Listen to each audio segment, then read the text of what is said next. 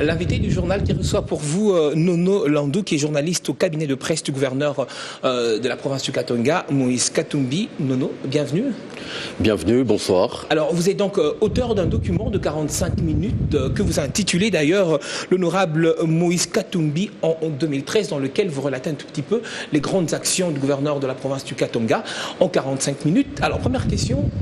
2013, 365 jours, est-ce que 45 minutes suffisent pour justement mettre en exergue les différentes actions menées par le gouverneur du Katanga ? Évidemment, c'est un exercice qu'il fallait faire. Nous avions essayé de lever un pan de voile sur l'immense activité du gouvernement provincial du Katanga et de l'honorable Moïse Katumbi Tchapwe, en essayant évidemment d'insister sur les points qui ont été les plus saillants dans chaque domaine inscrit au programme du gouvernement provincial, essentiellement les infrastructures qui en constituent l'épine dorsale. Voilà. Alors, justement, avant d'arriver aux infrastructures, il a également mené plusieurs actions que vous avez d'ailleurs relatées dans votre document concernant l'éducation. Et Moïse Katumbi a un tout petit peu, au cours de son année 2013, mis l'accent sur les écoles de métiers avec la construction de plusieurs centres. Évidemment, il faudrait relever, par exemple, la construction du collège Mapusukeni, un collège technique qui forme des élèves et les prépare à travers différentes spécialités, en partant de la plomberie, l'informatique, la soudure. Parce que voyez-vous, de plus en plus sur le terrain de l'emploi, l'on observait l'importation de certaines spécialités qui pouvaient se retrouver sur place. Un soudeur qui vient de l'Uruguay pour travailler au sein d'une entreprise minière. Il a été temps de pouvoir résoudre cet aspect des choses. Le couple, parce que là, il faudrait bien le souligner, c'est une initiative d'abord privée. Le couple Karine et Moïse Katumbi Tchapwe a construit une école technique qu'il a remis à la congrégation des pères jésuites qui se charge de la gérer et d'offrir la meilleure éducation aux élèves de tous bords. Alors du côté infrastructure, il faudrait également dire, c'est un secteur sur lequel le gouverneur de province a également mis l'accent, notamment avec la construction d'un pont. Ah oui, ce pont, il faudrait en parler parce qu'il va absolument entrer dans les différents livres de technologie. De l'histoire. C'est le pont jeté sur le Lualaba au Katanga qui se trouve être actuellement, il faudrait bien saisir la nuance, être le pont en béton le plus long de la République, fort de 710 mètres de long, 6 mètres de large.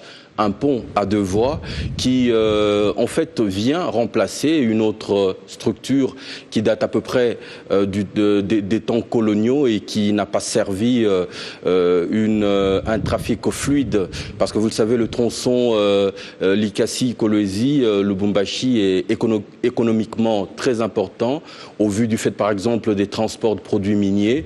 Il était temps de pouvoir doter la province, le pays, d'une infrastructure à même de supporter cette sollicitation. Ainsi, j'insiste, avec des recettes propres à la province, générées par les péages, a été construit ce pont, 710 mètres de long, en béton entièrement, et qui incessamment devrait être inauguré. Voilà. Alors, est-ce qu'il faudrait dire quand même que toutes ces réalisations de 2013 profitent directement à la population ?